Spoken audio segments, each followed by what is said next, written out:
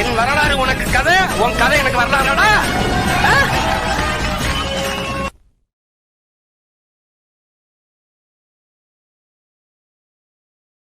உலகெங்கும் பரிவாழும் தமிழர்கள் அனைவருக்கும் வணக்கம். இது வரலாறு வழியில் நான் செல்வகுமார். அனைவருக்கும் வணக்கம். நான் வரலாறு பூலோகம்.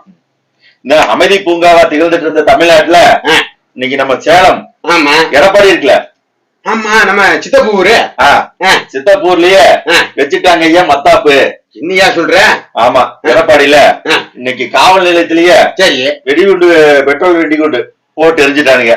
பெட்ரோல் குண்டை வீசிட்டாங்க. பெட்ரோல் குண்டை வீசிட்டாங்க. நம்ம ஊர் பக்கம்லாம் சொல்லாங்க.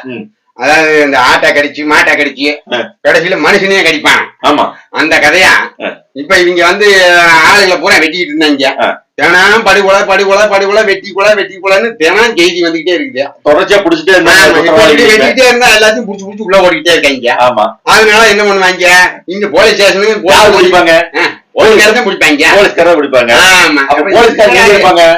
போலீஸ் ஸ்டேஷன்ல இருப்பாங்க, பாத்துருப்பாங்க. போலீஸ் ஸ்டேஷன் இருந்தா தானே போலீஸ் வந்து எல்லாத்தையும் இருப்பாங்க. காலங்காத்தால விடிய காலங்கள் போய் டப்புன்னு பெட்ரோல் குண்டை போட்டு வீசிய ஏதாவது ஒண்ணு பண்ணி விட்டலாம்னு பண்ணிட்டாங்க. போலீஸ் ஸ்டேஷன் எரிச்சலாம் நினைச்சுப்பான் போல. வீசின பையனுக்கு அதிக அளவுதான் போகுது. செவரு வச்ச அதுல எரியுமா, என்னது போய் பிடிக்கும் அப்படி இருக்கு. அந்த பையனை வேற இன்னைக்கு சாயந்தரமா வந்து கைது பண்ணிட்டாங்க. பிடிச்சிட்டாங்களா? ஆமா, ஆதித்யான்னு சொல்லி ஆதி என்கிற ஆதித்யா மாமா அந்த பையன் பிடிச்சாங்க. அது என்ன பார்த்தா அவங்க அப்பா மேல பல்வேறு குற்றம் வழக்கு இருக்காமா. அட பாவி, அவன் என்ன நினைச்சிருப்பான், அவங்க அப்பா இங்க காவல் நிலையம் இருந்தா தானே வந்து நம்ம அப்பா புடிச்சிட்டு போயிடுறாங்க. அதனால காவல் நிலையத்துல பெட்ரோல் கொண்டு வீசி போட்டு தூக்கி சுக்கு நூறா உடச்சு போடலாம் அப்படின்னு முடிவு பண்ணிட்டான் போட்டிருப்பான் போல இருக்கு. இப்ப கைது பண்ணி இருக்காங்க. நாளைக்கு இன்னும் முழு விசாரணை பண்ணதுக்கு அப்புறம் தான் எதுக்காக போட்டான், என்ன காரணத்துக்காக போட்டான் அப்படிங்கிற இன்னும் முழு விவரமா தெரியும். ஆனா அந்த முரட்டு ஊப்பிகள் இருக்காங்க இல்ல, ஆமா, அவங்க பாருங்க ஒன்னா முட்டு கொடுக்காந்துறாங்க. என்னன்னு சட்டம் ஒழுங்கு சக்கரவள்ளி கிழங்குன்னு. சக்கரவள்ளி கிழங்கு? ஆமா, அப்படின்னா என்ன பண்ண, எப்படி இருக்குது சட்டம் ஒழுங்கு? அதான் தெரியுது, காவல் நிலையத்திலே போட்டாங்க. அப்புறம் இதுக்கு மேல என்ன சட்டம் ஒழுங்கு என்னத்தான் இருக்குது? அப்படி போயிட்டு இருக்குது. அப்புறம் அது ஒரு பக்கம் போக இங்க கோயம்புத்தூர்ல வச்சுட்டாங்கல்ல. கோயம்புத்தூர்லயும் போட்டாங்களா?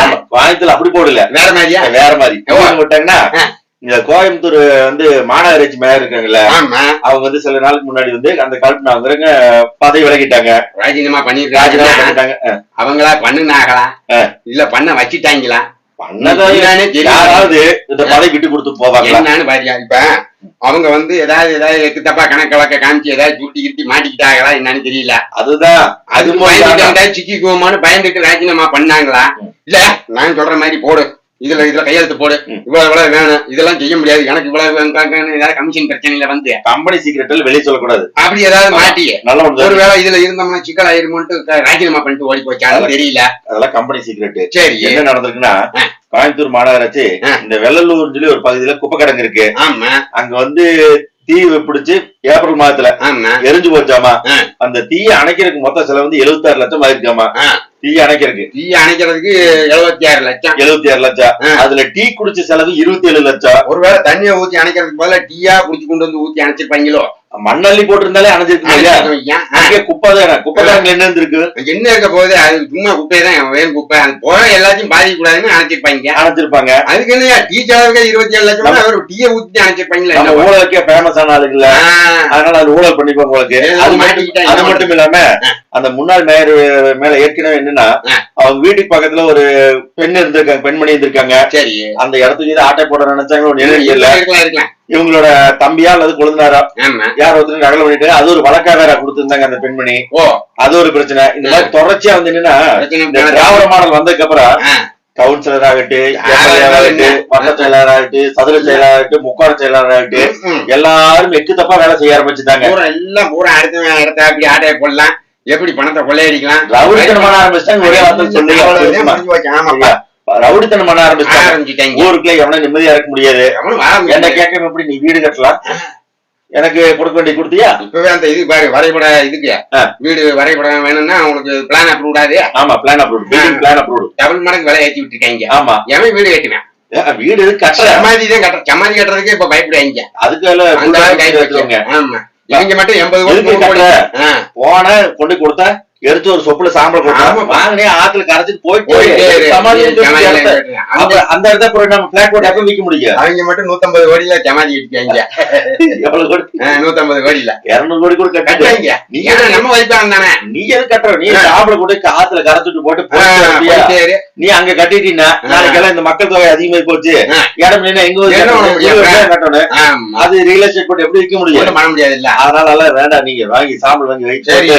இப்ப கோயம்புத்தூர்ல மாநகராட்சியில என்ன பிரச்சனை இருக்கு இப்ப வாங்க. அப்ப அந்த பெண்மணி இல்லாம இப்ப வேற ஒரு பெண்மணி புதுசா ஒரு ஆளை போடணுமா இல்லையா? போட்டாருல. அப்ப வந்து ரங்கநாயகி அப்படின்னு சொல்லி ஒரு அக்கா போட்டிருக்காங்க. ஆமா, அதுல என்னன்னா அதுல சிக்கல் இருக்கு.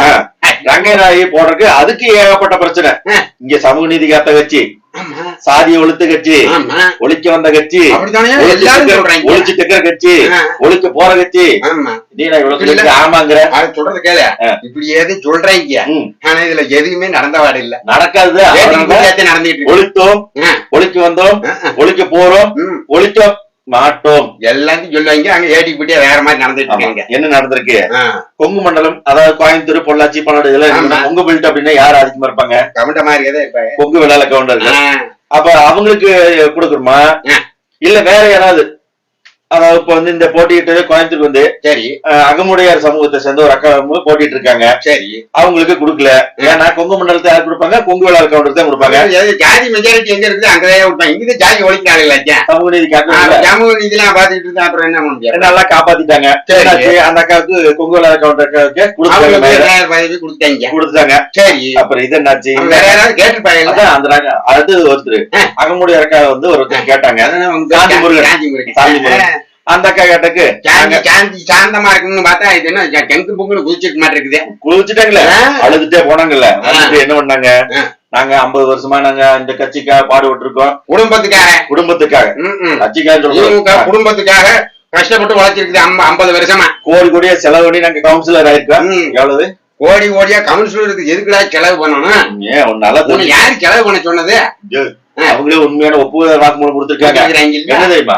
கவுன்சிலருக்கு நீ கோடி செலவு பண்ண எதுக்கு பண்ணணும்? அப்ப கவுன்சிலருக்கே கோடி செலவு பண்ணீங்கன்னா அப்ப எம்எல்ஏக்கு எவ்வளவு செலவு பண்ணீங்க?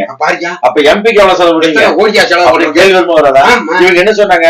நாங்களாம் ஓட்டு காசே கொடுக்கறதில்ல, எங்களுக்கு உடன்பிறப்புகள் 1.5 கோடி தொண்டர் இருக்காங்கல்ல, அவங்க எல்லாம் போட்டு ஓட்டுன்னு சொன்னாங்கல்ல. ஜீப்ல ஏறி போய் மைக்கா கட்டிக்கிட்டு கூட்டிட்டு போய் ஓட்டு கேட்கறதுக்கு இவ்வளவு கோடி ரூபாய் செலவு பண்ணுதுன்னா என்ன இதெல்லாம் நம்புற மாதிரியா இருக்குது. இப்ப என்ன பண்ணு, அக்காவே உண்மையை ஒத்துக்கிட்டாங்க.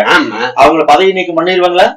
பண்ணுவான். நீங்க தேர்தல் ஆணை ஏன் அது ஒரு நாடக கம்பெனி. ஆமா, தேர்தல் நேரத்துல ஒரு நாடகம் போட அப்புறம் அவ்வளவுதான் முடிஞ்சது. அந்த நேரத்துல நீ எந்த புகாராவது கொடுத்து நம்மளே போய் கேட்டுக்கிட்டு தான் கோயம்புத்தூர்ல எத்தனை பேர் இந்த இது பேட் பாக்ஸ், வெள்ளி குழுல சேர, துணிமணி எல்லாத்தையும் கொடுத்துக்கிட்டு என்ன இதெல்லாம் போட்டாங்க, எல்லாம் கொடுத்தாங்க. நம்மளாம் போய் சொன்னா வீடியோ எடுத்து கூட காமிச்சான்.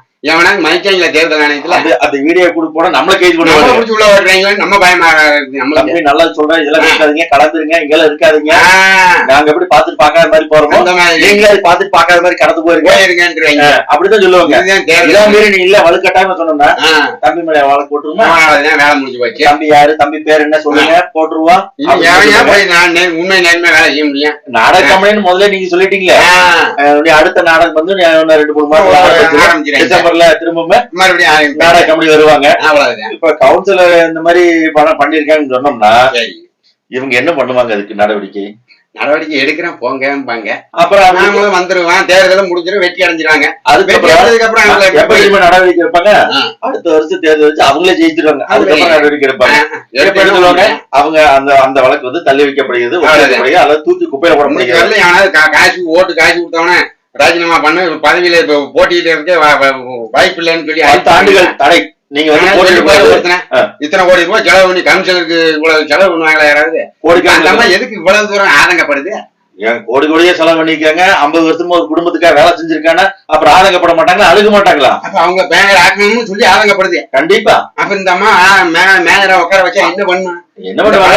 செலவு பண்ணிருக்கு, கோடி செலவு பண்ணா பல கோடியே பெருக்கு பார்ப்பாங்க. கொள்ளையடிக்கிறதுக்கு வந்திருக்காங்க அவங்க. அது கரெக்ட் தான். திராவிட மாடல்ல அப்படி ஒரு வாய்ப்பு இல்ல. டிச்சு கட்டுறதுல என்ன எப்படி அடிக்கலாம், வீதி விளக்கு போடுறதுல எப்படி அடிக்கலாம், தண்ணி வாங்கின எப்படி அடிக்கலாம், லேண்ட் வந்து எப்படி போடலாம், எந்த மாதிரி நமக்கு சம்பாதிக்க முடியுமோ திட்டத்தை உட்கார்ந்து திட்டம் போடுவாங்க. வீடு கட்ட ஆரம்பிச்சனாலே கவுன்சிலர் வந்துடும். கவுன்சிலர் வர மாட்டாங்க இப்ப எல்லாம். பிஏ என்ன இங்க வீடு கட்டுறேன்ல, இல்ல அனுமதி எவ்வளவு ஸ்கொயர் ஃபீட்ல கட்டுறீங்க, எவ்வளவு அப்புறம் எப்படி லோன் போறீங்களா, ரெடி கேஷா, அப்புறம் எந்த ஊர் நீங்க, என்ன கட்சிக்காரனா, இல்ல எவ்வளவு கெப்பாசிட்டி உண்டாலு, எவ்வளவு எவன் என்ன போல வந்து காலம் தெரியாம காண விட மாட்டாங்க வந்து பாட்டு. அதுக்கப்புறம் போடுவான் பாரு கவுன்சிலர், நாங்க இங்க இருக்கோம், நீ எங்களுக்கே தெரியும் வந்து கட்டலாம் அப்படி அப்படின்னா. அப்ப மொத்தத்துல என்னன்னா அடிமட்டத்துல இருந்து மேல்மட்டம் வரல ஒரே மாதிரி கொள்ளை கொள்ளை கொள்ளை. ஆனா என்ன சொல்லுவாங்க, நாங்கதான் சிறப்பான ஆட்சி கொடுக்குறோம், யாரும் எந்த கொம்பனாலும் குறை சொல்ல முடியாத ஆட்சிப்பாங்க, ஒரே தவிர வேற எதுவுமே சொல்ல முடியாத ஆட்சியா இருக்கும். ஐயா நீங்க புகார் கொடுக்க மட்டும் எங்களுக்கு சொல்லி பாருங்க. அவங்களுக்கு புகார் நீங்க வேற ஆங்கிலத்துல கொடுத்துறீங்க, சாதாரண இடத்துல நீங்க யாரோ ஒரு நேர்மையான அதிகாரி போட்டு கேட்டு பாருங்க புகார் கொடுப்பாங்க. புகார் முதல்ல கொடுத்தா வாங்கி படிப்பாங்களா? 100 வார்டு கவுன்சிலர் 100 வார்டு கவுன்சிலர் 1000 புகார் கொடுப்பாங்க. அத்தனை புகார் இருக்குது, எல்லாத்தையும் காய்ச்சி விடணும். அப்புறம் ஆமா ஆமா இப்படி எல்லாம் போய்கிட்டு இருக்கு தமிழ்நாடு. ஆமா என்னமோ மக்கள் பார்த்து நீங்க ஏதாவது ஒரு நல்ல வழி நல்ல தலைவர்களை தேர்ந்தெடுக்கணும்.